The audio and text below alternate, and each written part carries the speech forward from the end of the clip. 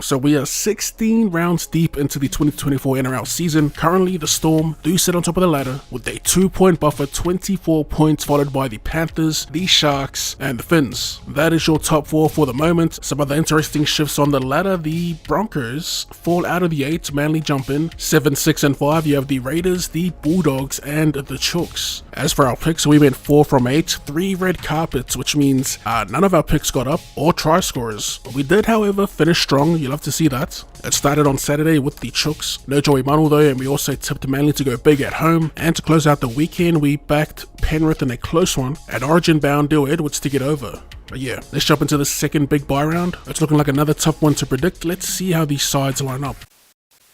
And to kick off the second major buy round, we have the Finns hosting the Storm at Suncorp Stadium. Looking at changes, starting with the home side, they'll be without the Hammer, Felice Fusi, and Kurt Donahue. So Trey Fuller jumps back into fullback. They welcome back Jesse Bromwich. He fits right in for Felice Fusi. And they'll be debuting Devita Pangai Jr. First time playing for the Finns, he'll be coming off the pine. Looking at Melbourne Storm, they'll be without Xavier Coates and Harry Grant. So first and foremost, they do welcome back Ryan Pappenhausen. So he jumps back into fullback, of course. So Alongo actually goes to the wing for Xavier Coates. They also have the brick, Will Warbrick returning. He gets back on his wing. Ryan Anderson moves to center, and Dean Edemir drops out. As for my pick, honestly, this week's tough to predict. I mean, this season in general has been pretty tough. Statistically, there isn't really much to go from, as there's really no history between the two sides. The last time they met, the Storm did get the better of them, 24 points to 16. Looking at their form guide, both teams are currently on 3 wins out of their last 5. Storm coming into this, riding back-to-back wins against the Knights and the Warriors. So who do we pick?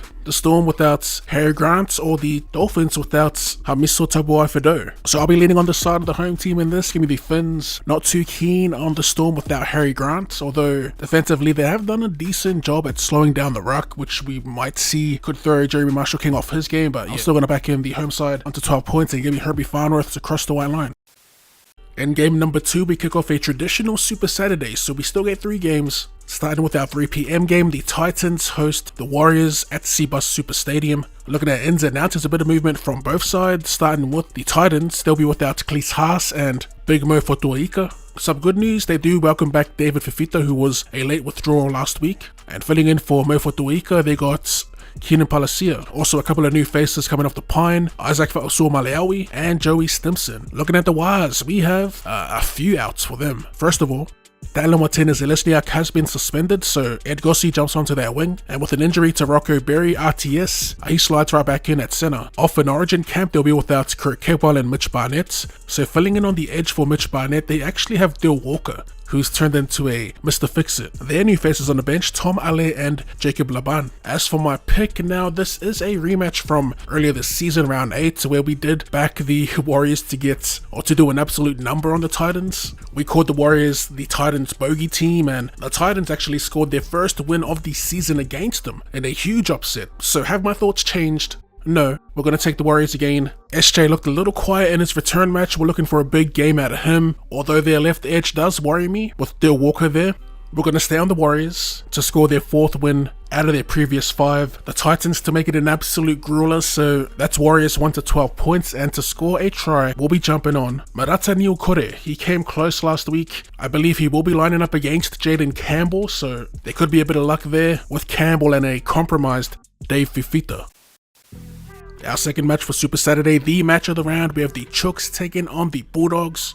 Another rematch, this being played at Central Coast Stadium. Alright, so on the outs list, there's plenty for the Chooks. As we all know, we got Angus Crichton, Connor Watson, Lindsay Collins, Michael Jennings, who picked up an injury, and Spencer Leniu. Looking at their changes, so filling in for Michael Jennings in the centers, we have Fetalaiga Paunga, who moves from the wing to the center because they do welcome back Dominic Young on the wing. Filling in for Angus Crichton, they have Nat Butcher. Starting at hooker for Connor Watson, Brandon Smith, and in the front row for Lindsay Collins, Terrell May. They also have a trio of changes to their interchange: Young Gun, Blake Steep, and back rowers Sitili Tuponua and Siwa Wong. Looking at the Dogs, they are without Jacob Preston, Kurt Mann, and of course Critter. So first of all, filling in for Critter, they have Jacob Carraz, who was initially named on the wing, I believe. With him moving infield, they welcome young powerhouse Jarrell Skelton, who gets his first game for the season. They also welcome back Josh Curran. He'll be starting actually for the injured Jacob Preston. And their new faces on the bench, Jake Turpin and Boasa Fa'amausili. As for my pick in this match, look, I said I might be jumping on the bandwagon, but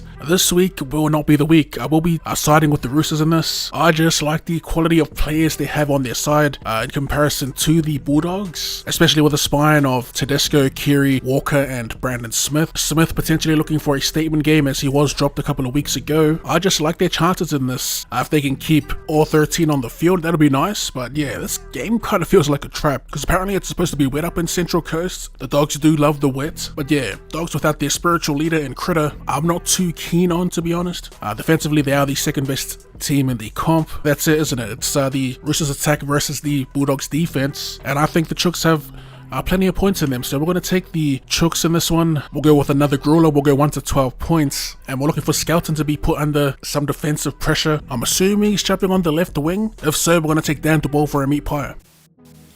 And to wrap up Saturday's festivities, we have the Rabbitohs hosting the Sea Eagles at Accor Stadium. Looking at the ins and outs, there's a plethora of players out for the away team, but we'll start with the home side for now. Cam Murray, Latrell Mitchell, the obvious ones. Coming in for Latrell, they got Jai Gray back. And filling in for Cam at lock, as he's done in the past, Keonko Lomatangi. Now, on the side of the Sea Eagles, they will be without Daly Cherry Evans, Olakawatu, Jake Chaboyevich, Ruben Garrick, and Daniela Paseka. Alright, so let's see. They've got Aaron Shop. I'm not sure if this is his debut for the club or not, but he's slotting in at center. Jumping into 7, Carl Lawton. Nathan Brown starts at lock, Corey Waddell in the back row, and Ethan Bullymore in the front row. As for my pick in this, I do think it's a pretty straightforward one, with Manly losing some pretty crucial players, especially DCE. We're going to back in the Bunnies to get a comfy win.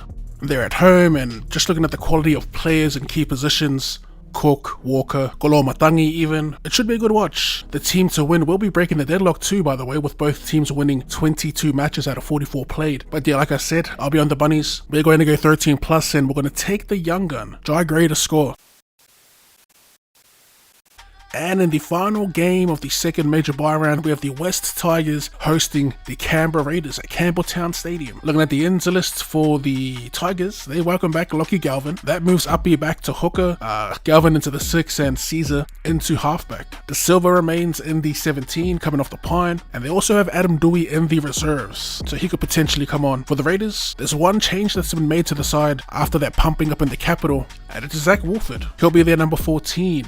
Now, let's move on to our pick. We are going to keep it short and sweet in the head-to-head. The Raiders are up, winning 24 out of 43 played. Tigers form coming into this, snapping their, what was it, a 9-game losing streak. As for the Raiders, they've won 3 from their previous 5, coming into this off a super disappointing loss at home. So we are going to back a bounce back from the Raiders here on the road. Looking at their 3 wins from their past 5, they've been pretty close against decent opposition. Coming up against the Tigers though, I do think they can put a few more points on the board. So give us the Raiders 13 plus, and we're going to take Xavier Savage. And that about wraps up our tips and predictions for round 16 as per usual. If you have any tips of your own, let us know in the comment section down below. And if you enjoyed the video, be sure to run and shred that like button. Thanks for tuning in, and I'll see you later.